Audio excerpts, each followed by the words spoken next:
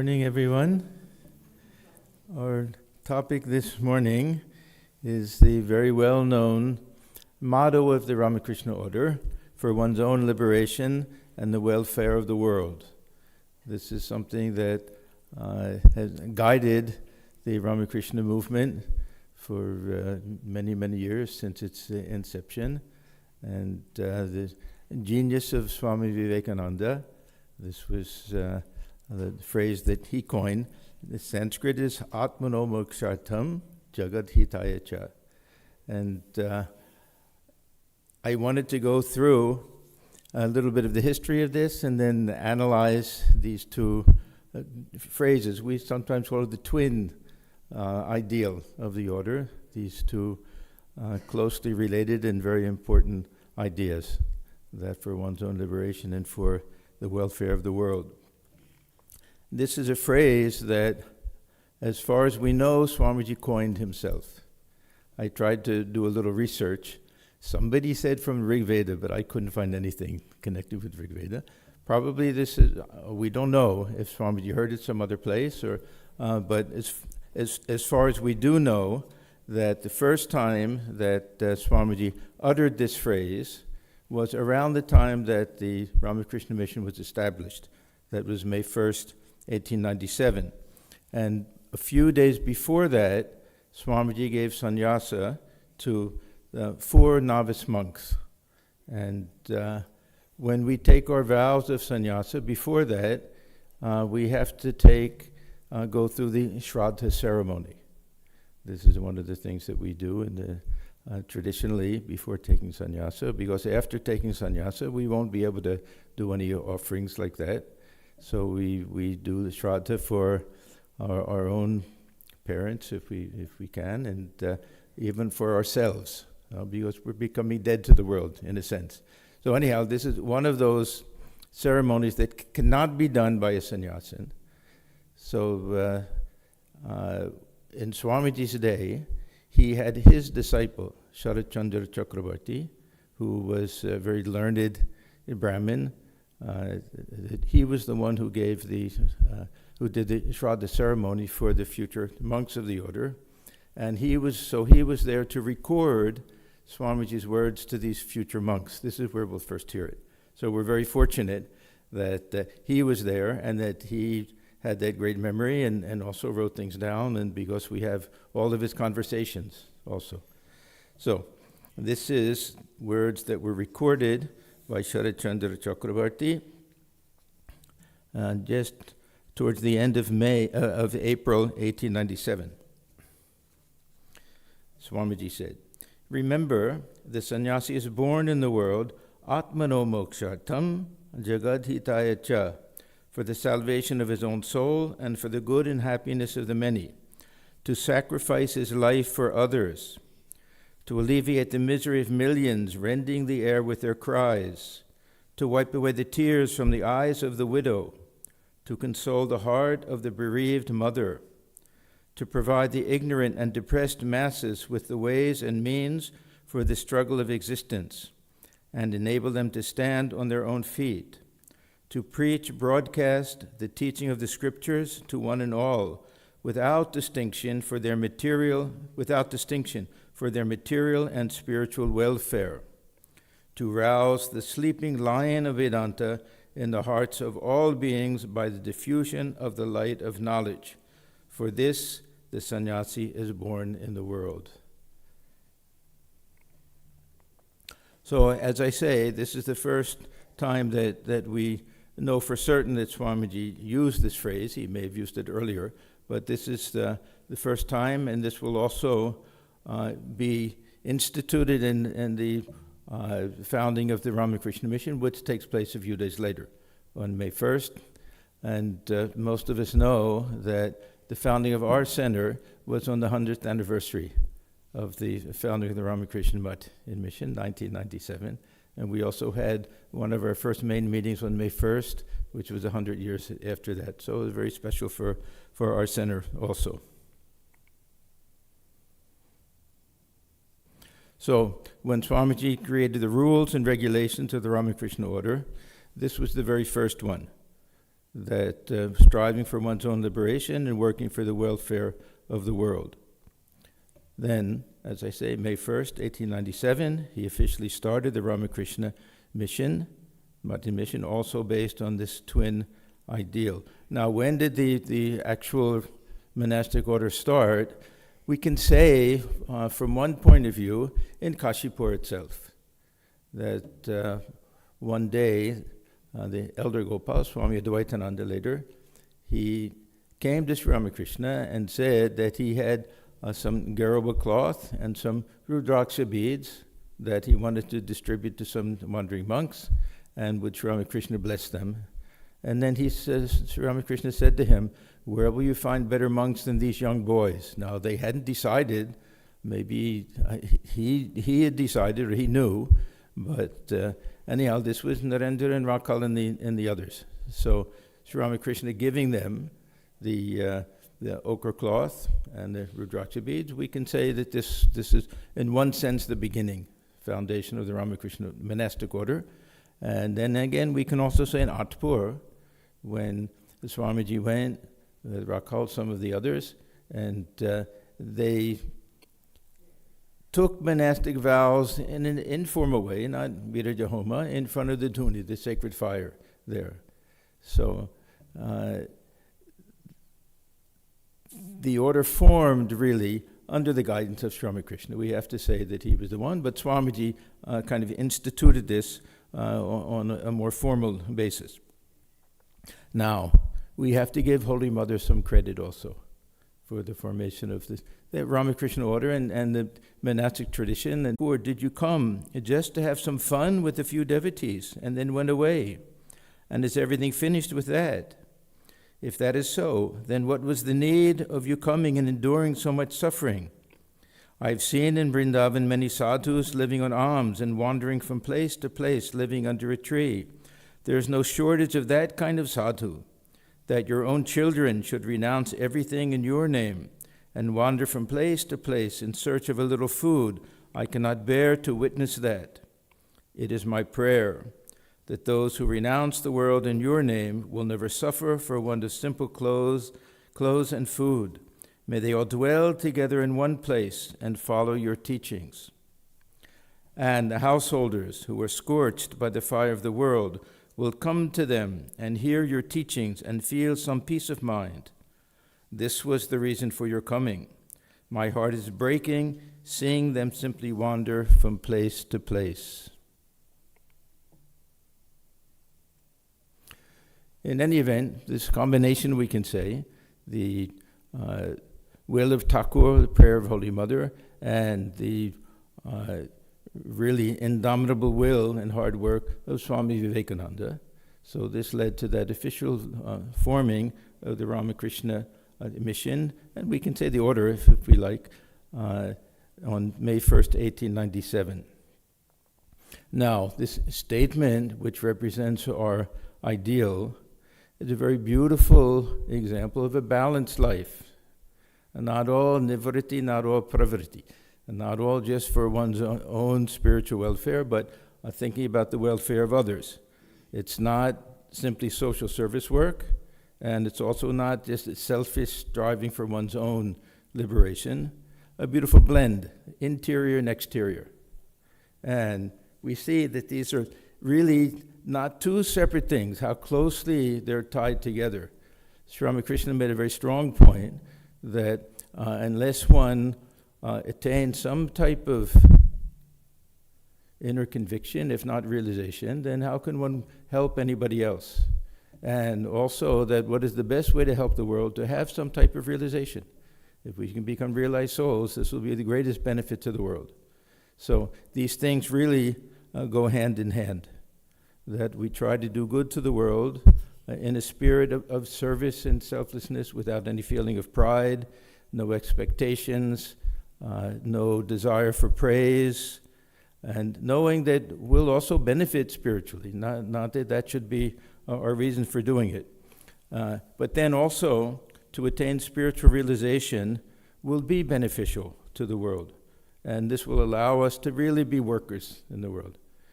Otherwise, Ramakrishna said this sense of ego, this I, it'll sneak in somehow. If we don't have some spiritual practice, we don't have some spiritual grounding, then from some place or another, if we do good work, that little feeling of pride will creep in. So these things have to be done together. So it's a very beautiful ideal. We all agree. Yes. Anything controversial about it? It turns out it was quite controversial at the time. Yeah. Even some of Swamiji's brother disciples and some of the householder disciples. And curious thing is, if we look at different statements that Swamiji made, it seems to contradict some of them. And also, was it really following the teachings of Sri Ramakrishna? These were all issues that were raised at the time, and we can also raise them. And it's good to examine these things, because then we get a deeper conviction of the real value of these things, when otherwise there can be some little doubt in the back of our minds. Did Sri Ramakrishna talk about doing good to the world and things like that? So it'll be good, I think, helpful for us, I hope, to go through some of the difficulties regarding these two ideals. Very few of his brother disciples had any problem with the first part, that is striving for liberation. Now, striving for liberation, we may want to tweak it a little bit, striving for God realization, but in any event, it was more the second one. And this was partly because there was a tradition for Orthodox Hindu monks. The Buddhist monks in the old days, they did a little bit of this social service work, but traditionally the Hindu monks would withdraw from society, not have too much contact, not do too much of the kind of social service work that Swamiji had envisioned. And a lot of it was a little bit maybe associated with the modern reform movements like the Brahmo Samaj. So there was a little question about that. And then Swamiji telling them to go out and give lectures and teach people. And what did Thakur say about that? And who can teach others? And so these questions really came up. And it became a very emotional issue, because Swamiji, he had a dilemma. His dilemma was that he had to carry this message of Sri Ramakrishna throughout the world. It was a tremendous, can you imagine, tremendous responsibility and burden. And he was told things in private that the others didn't know, and given guidance and everything. And he had his own insight into things, and he had no one to rely on except his brother disciples. So it became a little bit actually more than a little bit, a very emotional thing when Swamiji first talked about these at that first meeting at Balaram Bose's house on May 1st in 1897, when they established it, and then later these things came up. I'm going to read a little bit from the life of Swami Vivekananda by his Eastern and Western disciples. It's a little bit long, but bear with me, because it gives great insight into two things. One, how deep was Swamiji's love and devotion for Sri Ramakrishna and spreading his message.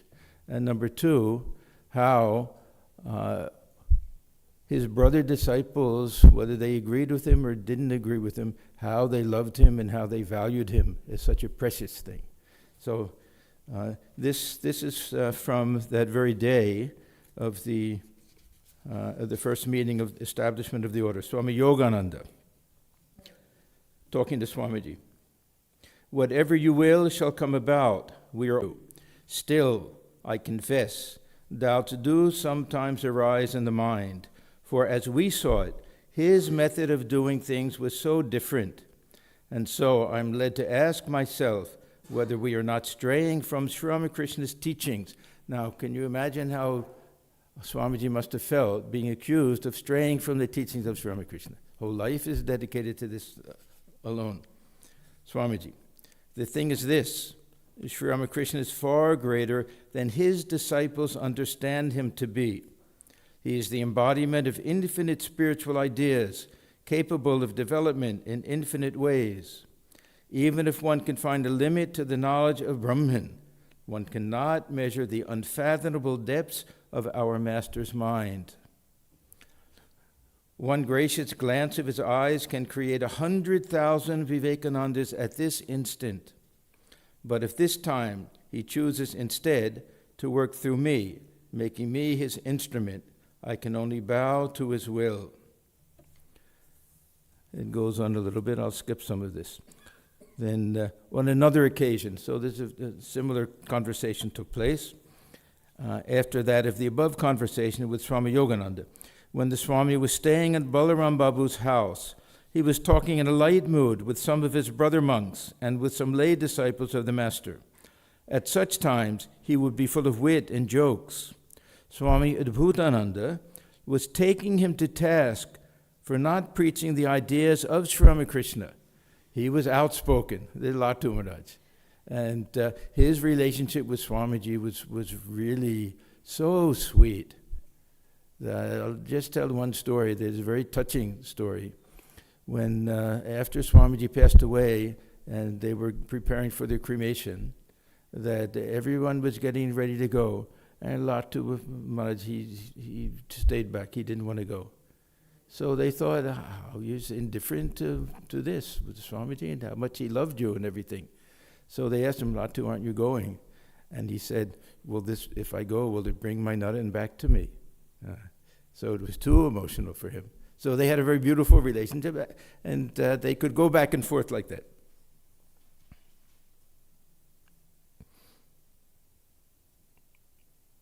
So Swami Adbhutananda was taking him to task for not preaching the ideas of Sri Ramakrishna and was challenging him to prove how his plans could be reconciled with the latter's teachings.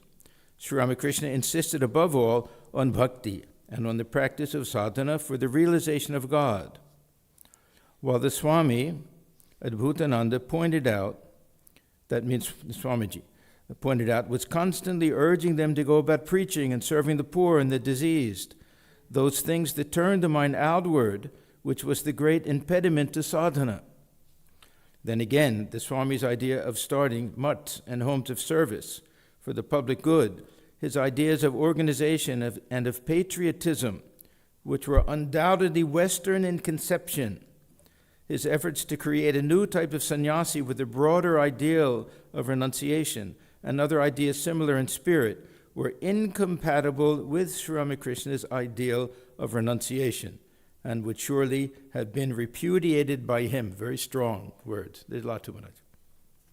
The Swami at first took these observations of Swami Adbhutananda lightly and retorted jokingly, saying, "What do you know?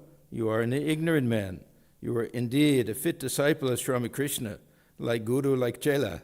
Your education ended with Ka, the first letter of the alphabet, like that of Prahlada. You are bhaktas, in other words, sentimental fools. What do you understand of religion? You are babies. You are only good at praying with folded hands. O Lord, how beautiful your nose is, how sweet your eyes are, and such nonsense. And you think that salvation is secured, that Sri Ramakrishna will come at the final hour and take you by the hand to the highest heaven. Study, public preaching, and doing humanitarian works, or according to you, Maya, because Sri Ramakrishna did not do them himself, because he said to someone, seek and find God first. Doing good to the world is presumptuous, as if God realization is such an easy thing to achieve, as if he is such a fool as to make himself a plaything in the hands of an imbecile." Swami Adbhutananda later told a devotee, "I was stunned to hear all these things, and when some other brother monk tried to say something, taking up the thread of our talk, Vivekananda grew more and more serious and thundered on. The Swami now said, you think you understand Sri Ramakrishna better than myself. You think jnana is dry knowledge to be attained by a desert path, killing out the tenderest faculties of the heart. Your bhakti is sentimental nonsense, which makes one impotent. You want to preach Ramakrishna as you have understood him, which is mighty little. Hands off. Who cares for your Ramakrishna? Who cares for your bhakti and mukti? Who cares what the scriptures say? I will go to hell cheerfully 1,000 times if I can rouse my countrymen, immersed in tamas, and make them stand on their own feet and be men, inspired with the spirit of karma yoga. I am not a follower of Ramakrishna or anyone. I am a follower of him only who carries out my plans. I am not a servant of Ramakrishna or anyone, but of him only who serves and helps others without caring for his own mukti. The Swami's voice became choked. His frame shook with intense emotion. He could not contain himself any longer. Tears streamed from his eyes. In a flash, he was on his feet and ran from the room to his sleeping apartment. His brother disciples were seized with fear and repented of their criticism spoken to him in that strain. A few of them went to his room some minutes later. Entering quietly, they found him sitting in meditation, his body stiff, tears flowing from his half-closed eyes, and his body hair standing on end. It seemed to them that he was absorbed in bhava samadhi. After nearly an hour, he rose, washed his face, and came out to those waiting in the sitting room. The atmosphere was tense. At length, the Swami broke the silence, saying, "When one attained bhakti, one's heart and nerves become so soft and delicate that they cannot bear even the touch of a flower. I cannot think or talk of Sri Ramakrishna long without being overwhelmed. So I am trying and trying always to keep down the rush of bhakti welling within me. I am trying to bind and bind myself with the iron chain of jnana, for still my work to my motherland is unfinished, and my message to the world not yet fully delivered. So as soon as I find that bhakti feelings are coming up to sweep me off my feet, I give them a hard knock and make myself adamant by bringing up austere jnana. Oh, I have work to do. I am a slave of Ramakrishna." Just before he said, "I am no slave of Ramakrishna." "I am a slave of Ramakrishna who left his work to be done by me and will not give me rest till I have finished it. And oh, how shall I speak of him? Oh, his love for me." And it goes on. This is from this volume 2, The Life of Swami Vivekananda. This is a very beautiful section if you want to read the whole thing, around page 250 and onward.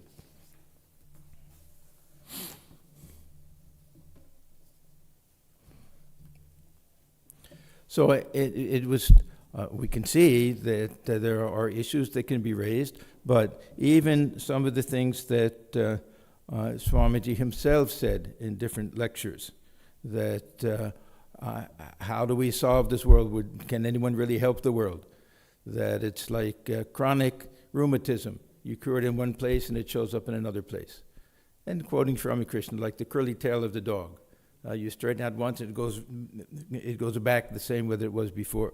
So he had that understanding that nobody is going to make this world perfect. Yeah. So many times he had that one lecture that we do good to the world, not ourselves, something like that. Yeah. And then with regard to liberation, this is also a very interesting thing that Sri Ramakrishna and Swamiji both, from one point of view, thought of it as a little bit selfish and a little bit limited. And to strive for one's, like Sri Ramakrishna used to talk about the ancient rishis, just to strive for one's own liberation, not caring about anything else.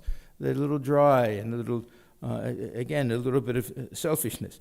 Swamiji even went so far to say in one place, "Those who seek their own liberation will go to hell." For him, he wanted people to sacrifice. Yeah, sacrifice for the well-being of others. Don't care what happens to you. So this is Swamiji's own words. And we know Sri Ramakrishna, speaking from the point of view of bhakti, and according to bhakti writings, that the attainment of devotion is much higher than liberation. So we have that little line from a song that Ramakrishna always quoted, with Sri Krishna saying, "I don't mind giving mukti, but bhakti is a rare thing. I don't give that so easily. That's a much higher type of thing." So this is at once a very simple and elegant statement of the of the purpose and the goal and ideal of the order, but it also demands a little bit closer examination, so that these types of doubts don't come into the mind. We don't have any feeling that there really is some contradiction here. Because for me, we tweak it a little bit. We understand it in a different way. We see that this was why Sri Ramakrishna came. This was what Swamiji was really carrying his message to the world.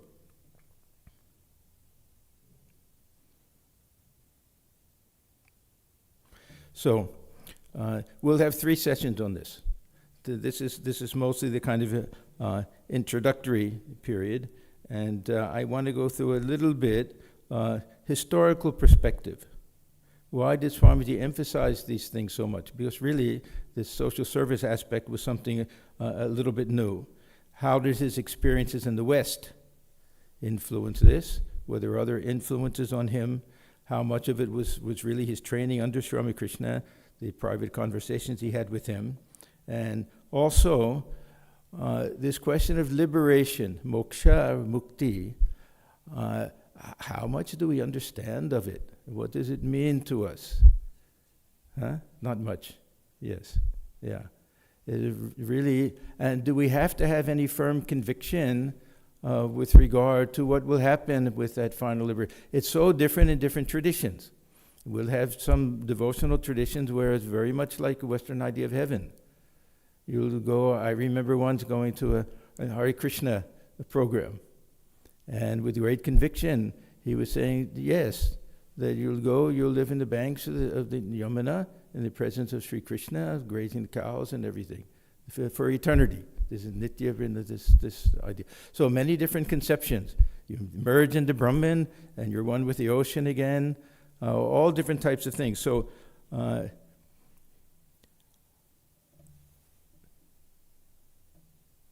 it's an opportunity to try to think what we really think about it, how we understand these things, and how concerned we are. This is another point. I always think about that if it turns out that after this life is over, there's no such thing as heaven or hell, there's no such thing as being one with Brahman, nothing like that. Would I live my life differently? No.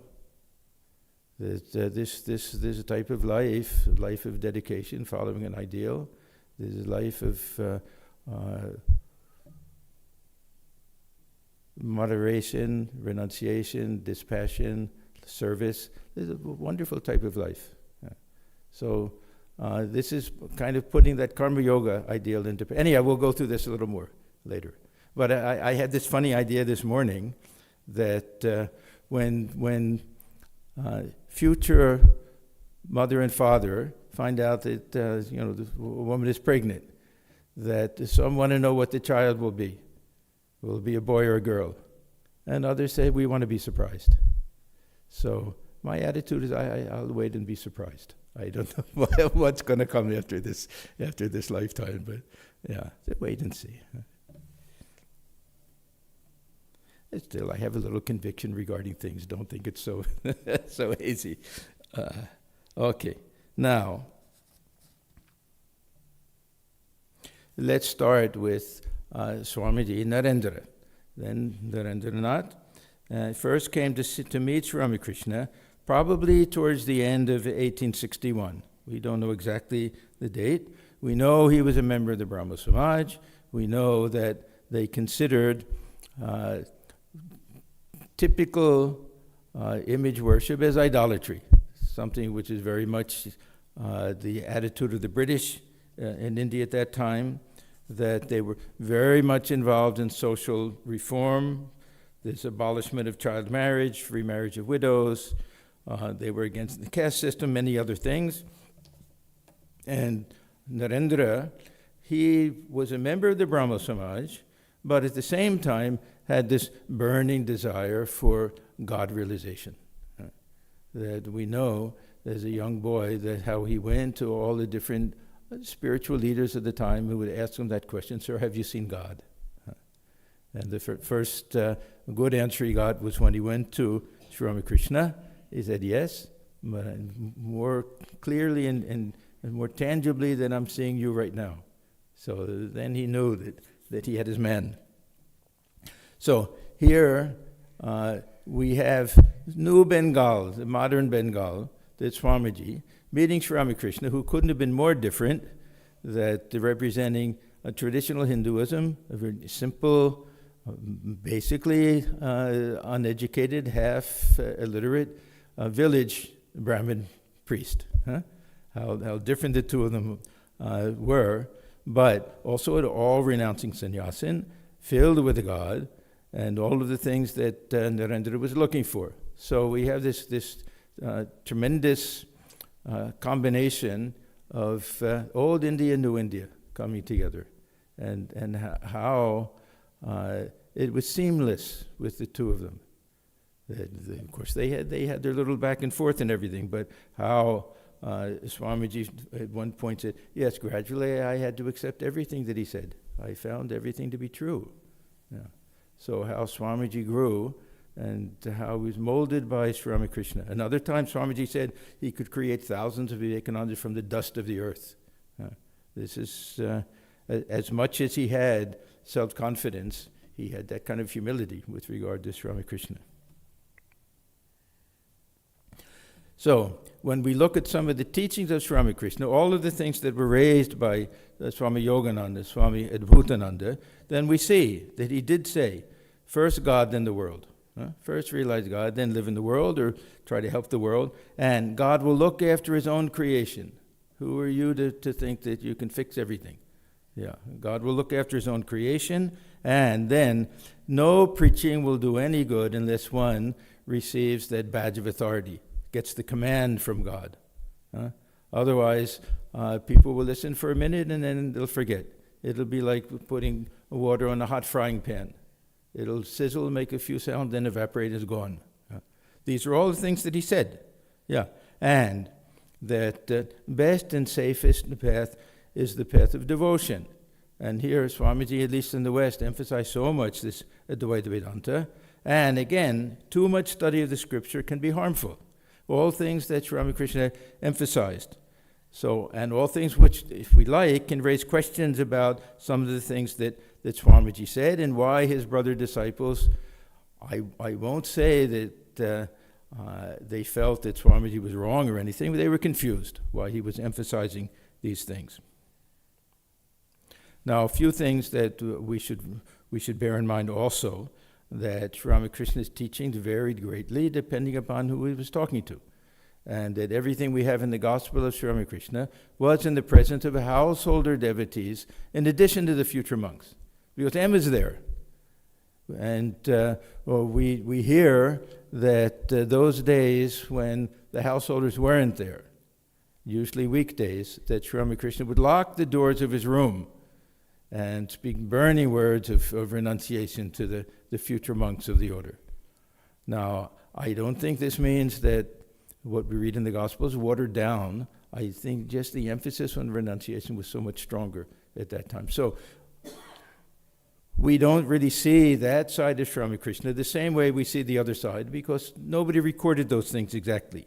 We only, I think it was Swami Premananda. He said that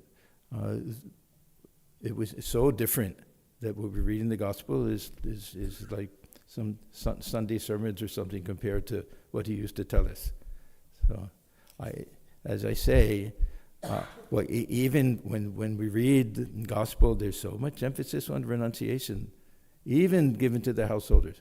We only have to look at the stories of the yogi who said everyone loves him so much, and then the guru said, you think so? And they gave him a pill and make him appear. Two different stories like that.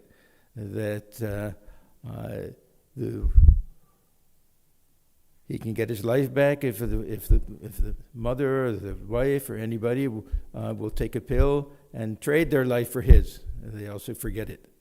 And then the other one where they're trying to get the dead body through the door and it won't fit, and the wife says, cut his limbs off. He's dead already. What good? Who's going to pay for a new door? Yeah. So, and then the teaching, yes, nobody's your own but God, and he left and renounced everything. Now, what can be stronger than this? I always sometimes wonder what could he say to these disciples that is stronger than some of these stories.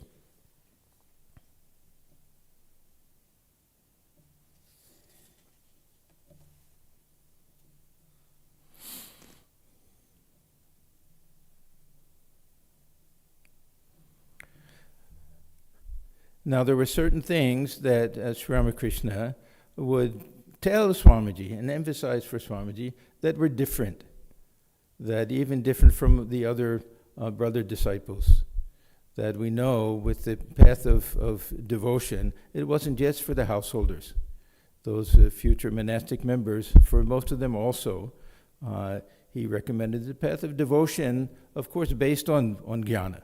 This is what we call jnana mishra bhakti, this type of thing. But with Swamiji, how he emphasized this Advaita Vedanta, and Swamiji didn't like it in the beginning. At least this idea that everything is a manifestation of Brahman, everything is God. And we know the whole story, how Sri Ramakrishna had him read from Ashtavakra Samhita, and how he gave him that experience and everything. So there were certain things that were really, we can say just for Swamiji, but just for Swamiji means for the whole world. Because he wasn't training up Swamiji just for his own good, that he knew he was the bearer of his message. So the way Sri Ramakrishna's mind was working was like a juggler. I don't think he had to even consciously think about this. It was all very natural to him. He knew what was good for different people. But he was able to mold Swamiji in a little bit of a different way. And towards the end of his life, we know how, and day after day, Swamiji sat by him alone by his bedside in Kashipur, just the two of them, and how Sri Ramakrishna gave him so many instructions and teachings on different things that nobody else knew about exactly at that time. So, if we look at a couple of these things, one, social service, and the second, teaching others. These will both fall into the second half. This is doing good to the world. Generally, it's true that Sri Ramakrishna did not emphasize social service. What was the reason for that? Partly, I feel, was because of the overemphasis on the part of the Brahmo Samaj and just society in general, and also Vidyasagar at that time. That it wasn't that he was against these things, but among the Brahmo Samaj, it had become so important that it almost became their sole purpose for, maybe a little strong, but it became really a dominant aspect of the raison d'etre of the Brahmo Samaj, to do this type of social reform type of work. And he saw how it could lead to a little bit of an egotistical attitude. And that's why he always said, who are we to show compassion to the world? And the God alone can show real compassion. And sometimes he would talk about this daya. And Swamiji also, even more strongly, as a condescending type of attitude. They're showing compassion to people because we're a little bit standing up here and they're a little bit lower, and we're out of our kindness, we're doing something to help them, that it just increases our ego and doesn't really do any good. And the other criticism we can say is that the mind goes outward too much. And this is what Sri Ramakrishna said about this Vidyasagar, the great philanthropist. The work he does is good, but he hasn't yet discovered the gold lying within himself. Now, some people think that this meant that Sri Ramakrishna didn't care about other people. Now, we know from his personal life how when he went on pilgrimage with Mathur Babu and they got to this village that was suffering from drought and famine and everything, how he refused to budge. He said, I won't leave unless you do something to help them. You give them a nice meal, give them some clothes to wear, money and things like that, that he had such a tremendous feeling of oneness with these people who were suffering like that. There's a statement that he makes in the Gospel of Sri Ramakrishna, Jar doya nei, she manus hoy, manus noi. Those who have no compassion are not fit to be considered even human beings. So for him, this compassion, this daya, wasn't the highest, but it was the minimum. If one doesn't have compassion for other beings, then how are we different from the beasts that just go about killing each other? So Sri Ramakrishna had a higher view of all of these things. And his teachings on daya, on compassion, this is something we talk about very often, but I think is worth bringing up again, because this is something that Sri Ramakrishna said in the presence of others, but was only understood by Swamiji. It's very curious to me. Sri Ramakrishna was talking about the different tenets of the Vaishnava faith according to Chaitanya Deva. And there's Name Ruchi, that one has to develop a taste for the name of God. And Vaishnava Seva, that one should serve devotees of God. And Jiva Daya, that one should have compassion for living beings. And Sri Ramakrishna sometimes he would say something and start repeating it to himself and go into some very high mood. So he was doing that, Jive Doya, and goes into some high mood. And then he starts saying that, what is this compassion? He says, who are you to show compassion? Just insignificant creatures. Who are you to show compassion? And then he says, not compassion, but service to them as Shiva. So this is the difference. That in an attitude of worship, that we serve others, thinking it to be a privilege. Then it's no longer daya, it becomes seva or puja or worship, something like that. And this was the whole basis for Swamiji's idea of worshiping the living God, the Shiva Jnane, Jiva Seva. Now, to me, the interesting part is that when they left the room, that Narendra and the others, they were chatting together. And Narendra said to them, other brother disciples, did you hear what he said? They said, no, what did he say? And he said, what he said about this compassion to others. They said, no. I mean, we heard it, but yeah, what's the big deal? Yeah. And he said, don't you see this wonderful harmony of the highest Advaita with the most beautiful bhakti and spirit of service and karma yoga? And they were all surprised how earth-shaking this was to Swamiji, when it didn't mean, I mean, they understood a little after he said it, but how it didn't occur to them at that time. And then Swamiji said, if ever I get this opportunity, that I'll spread this teaching throughout the whole world, through the grace of God. So this really became that basis. So when we talk about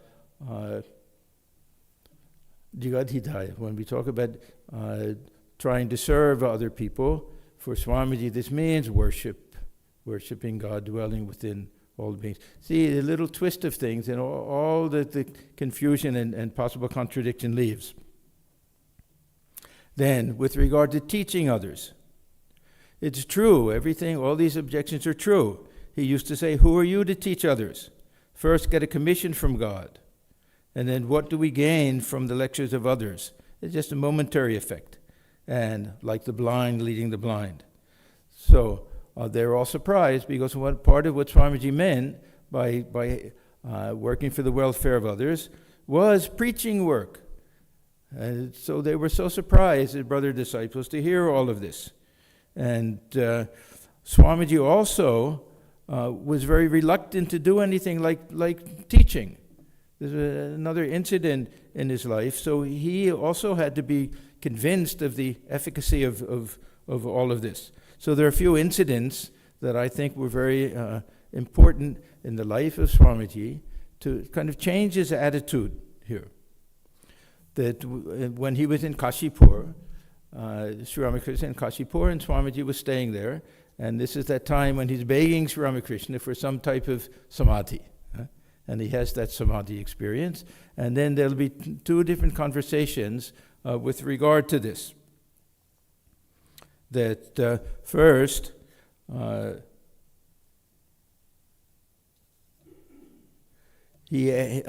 Ramakrishna asked Swamiji, what do you want? What is your goal in life? And he said, yeah, this was nice. I like this idea of samadhi. Let me remain in that state. And from time to time, the mind will come down. I can eat a little food, then I'll go back into that state again. And he got his first scolding. He'll get another scolding later. He said, "O Naren, I expected better things from you. It is you who sings, all that exists art thou." So again, reminding him that you're born for the welfare of other people, serving God in them. Does God exist only with eyes closed in samadhi? You must see him also with eyes open, manifest in all beings. Then the continuation of all of this, after he had that samadhi experience and went to Sri Ramakrishna's room, then Sri Ramakrishna said to him, "Now the mother has shown you everything. Just as a treasure is locked up in a box, so will this realization you have just had be locked up, and the key shall remain with me. You have work to do. When you have finished my work, the treasure box will be unlocked again, and you will know everything then as you did just now." So this is second thing. Then the third incident, this is even later, during the period when Sri Ramakrishna was having these private conversations with Narendra. And one time he wrote on a piece of paper. We have actually a photograph of that, scribbled like a child. His handwriting, when he was young, his handwriting was beautiful. When he was a student, we also have that. He used to copy things, but at the end just kind of scribbled that Narendra will teach others, in Bengali of course. Narendra will teach others. And what did Narendra say? He said, "I'll do nothing of the sort." He just refused. And then Sri Ramakrishna said, "You shall have to do it. Your very bones will make you do it." So gradually, Swamiji had to understand this a kind of burden. There were several burdens. One was to organize, which he also thought was a kind of, compromise or something, and the other was having to teach and to preach. But for Sri Ramakrishna, he may have told others not to do it, but Swamiji, he had to do it. Then fourth, the final incident, or third or fourth, this is just a few days before Sri Ramakrishna passed away. Again, he called Swamiji to his side and looked at him very deeply and intently and went into a very deep state of meditation. And Swamiji said he felt as if an electric force entered into his body. And then Swamiji also lost all outer consciousness. And when he regained consciousness, he saw Sri Ramakrishna somehow weeping, tears in his eyes, they say. And he said, "Oh, Naren, today I've given you my all and have become a penniless beggar. By the force of the power transmitted by me, you will do great things. Only after that will you return where you came from." Now, it's important to know that all of the brother disciples knew these things. That Sri Ramakrishna didn't really tell Swamiji himself that as soon as you know who you are, that you'll give up the body and everything, but everyone else knew. It was similar with Swami Brahmananda. Once he knows this, his connection with Sri Krishna and everything, he'll refuse to stay in the body. So one night, Sri Ramakrishna, he called all the disciples into the room except for Narendra. And he gave an express command to them to do everything in their power to look after Narendra, to guard him like a very precious thing, and to follow what he wanted them to do. Then he sent them all out, and he called Swamiji and commissioned him to look after these boys. Don't let them go back home, the future monastic disciples. This is why they all followed him. There was not a single one who made such a strong objection that they wouldn't do it. Some of them didn't do very much in terms of the social service work or starting centers and things like that. But they all had such faith in that Sri Ramakrishna was living in Swamiji, really, we can put it that way. Now, we have to say that Swamiji was also influenced tremendously by his traveling period, that he just had a naturally soft heart.